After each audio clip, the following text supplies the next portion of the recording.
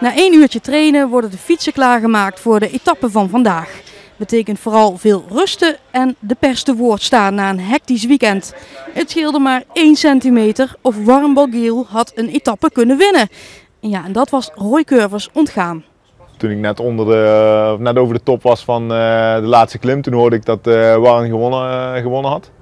En in die veronderstelling ben ik naar de finish gereden. En ik heb daarna niet meer die rectificatie gehoord dat het toch Uran was. Dus wij komen eigenlijk heel blij over de finish. En in de bus beginnen ze over een bijna perfecte dag te praten. Ik zeg, ja, wat willen we nou nog meer, zeg ik. En toen bleek dat hij dus met een miniem verschil toch die etappe niet gewonnen had. Het is ook de eerste tourweek voor debutant Mike Teunissen. Hij is ontspannen en kijkt met een positief gevoel terug op zijn week. Kijk, ik wist dat het zwaar ging worden en ik wist dat het allemaal net iets meer ging zijn als een normale koers. Hè. Meer aandacht, net iets meer hectiek, iets hoger niveau. En dat is eigenlijk wel uitgekomen. Dus in dat opzicht is het wel wat ik verwacht had. En geniet ik er ook van, net zoveel als dat ik gedacht had dat ik ervan zou genieten. De meeste aandacht gaat naar Warren Barguil, de man in de bolletjestrui. Maar ook de groene trui voor Matthews ligt binnen bereik. En dus doet Sunweb nog op 2 vlakken mee. Het doel van tevoren was ritten winnen. En met ritten winnen in een sprint met Matthews doe je goede zaken voor die groene trui. En met ritten winnen in de bergen met Barguil doe je goede zaken in die bolletjestrui.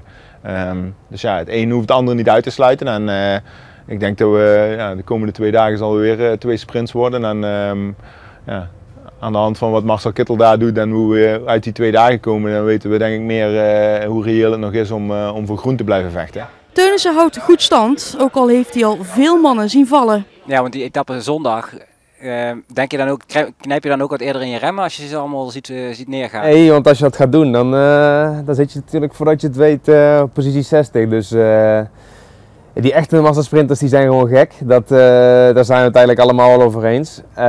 Maar zeker ook mijn taak, Roy zijn taak, zoals je daar zeg maar een beetje voor zit, dan moet je ook gewoon niet al te veel nadenken. En Roy hoopt toch nog een keer met zijn team zijn oud-ploeggenoot Marcel Kittel te verslaan.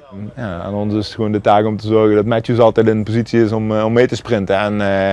En dan hopen dat Marcel een keer van te ver moet komen.